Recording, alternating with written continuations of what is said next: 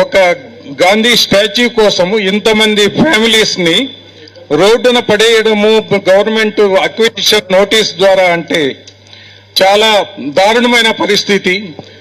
Senior citizens కానీ ఇక్కడున్న education wise స్కూల్స్కి వెళ్తున్న పిల్లలు కానీ వీళ్ళంతా కూడా అఫెక్ట్ అవుతున్నారు.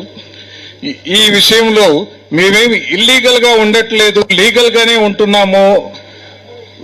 ఆ రోజు నుంచి ఈ రోజు వరకు more than 15 years we are paying our taxes to the government. It is our right, it is our right for shelter. అది కూడా లేకుండా ఈ ప్రభుత్వం నిరాశ్రయాలను చేస్తుందంటే నమ్మశక్యంగా లేదు. ఒక గాంధీ బొమ్మ కోసం ఇంతమందిని రోడ్డున పడేయవలసి వచ్చిందా? ఇది చాలా అన్యాయము, దారుణము. దీన్ని ఖండించాలి. అందరి సపోర్టు తీసుకుని దీన్ని ముందుకెళ్లి మేము ఫైట్ చేయదలుచుకున్నాము.